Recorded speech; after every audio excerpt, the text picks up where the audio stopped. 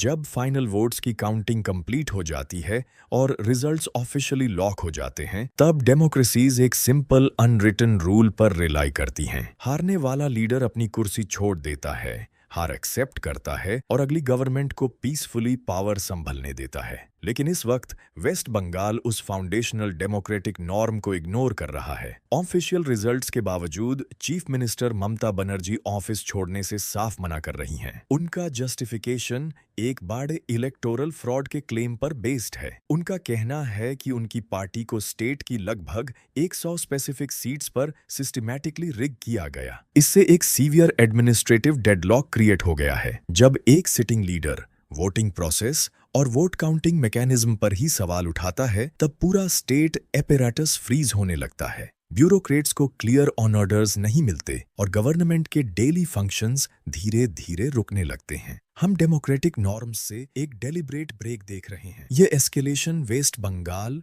और न्यू दिल्ली की central government के बीच एक मैसिव मल्टी लेवल कोलिजन की तरफ बढ़ रहा है। इन एलिगेशंस को प्रूव करने के लिए रूलिंग टीएमसी पार्टी अब पोलिंग स्टेशंस के फिजिकल एनवायरनमेंट पर फोकस कर रही है।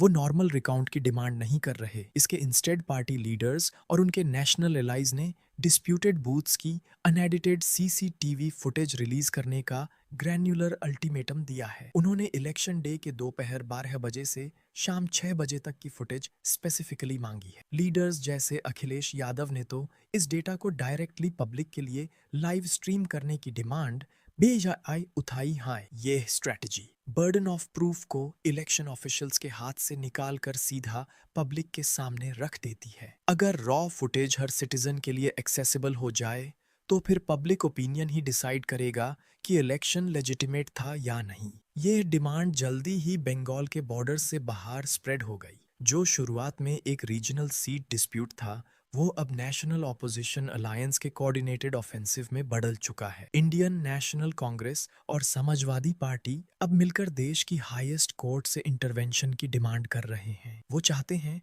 कि कोर्ट सुमोटू कॉग्निसेंस ले और खुद इस क्राइसिस में स्टेप इन करे। अगर supreme court of India intervene करती है, तो यह नॉर्मल इलेक्शन ट्रिब्यूनल्स की स्लो लीगल प्रोसेस को बायपास कर देगा और इश्यू को डायरेक्ट नेशनल लेवल क्राइसिस बना देगा। इससे न्यू दिल्ली पर पूरे इलेक्टोरल सिस्टम की क्रेडिबिलिटी डिफेंड करने का प्रेशर बढ़ जाएगा। अगर कोई state government constitutional rules follow करने से मना करे, तो सेंट्रल गवर्नमेंट अपना अल्टीमेट काउंटर मेजर यूज कर सकती है। प्रेसिडेंट्स रूल, जहां स्टेट का डायरेक्ट कंट्रोल न्यू दिल्ली के हाथ में चला जाता है। लेकिन ममता बनर्जी पहले ही इस थ्रेट को न्यूट्रलाइज करने की कोशिश कर रही हैं। उन्होंने कहा है कि अगर प्रेसिडेंट फॉर्मली उनकी गवर्नमेंट डिसमिस भी कर दें, तब भी वो अपना ऑफिस वेकेंट नहीं करेंगी। उनका फाइनल एस्केलेशन डोमेस्टिक लॉ से भी आगे चला जाता है। उन्होंने इस इलेक्टोरल डिस्प्यूट को इंटरनेशनल कोर्ट तक ले जाने की धमकी दी है। किसी स्टेट लेवल इलेक्शन डिस्प्यूट को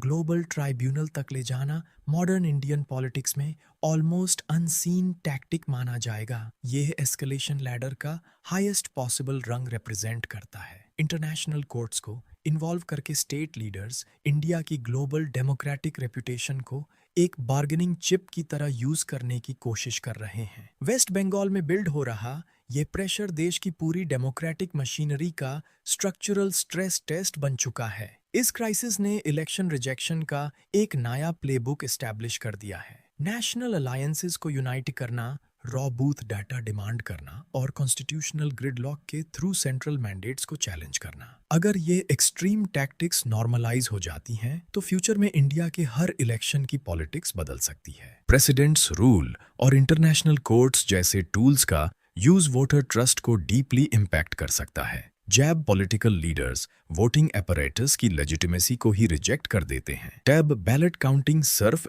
एक एडमिनिस्ट्रेटिव प्रोसेस नहीं रहती, बल्कि नेशनल सस्पेशन का सेंटर पॉइंट बन जाती है। वेस्ट बंगाल ने पीसफुल ट्रांसफर ऑफ पावर की ट्रेडिशनल नॉर्म को हिला दिया है। अब यह क्लियर दिख रहा है कि असली वॉर इलेक्शन रिजल्ट्स के बाद शुरू होती है।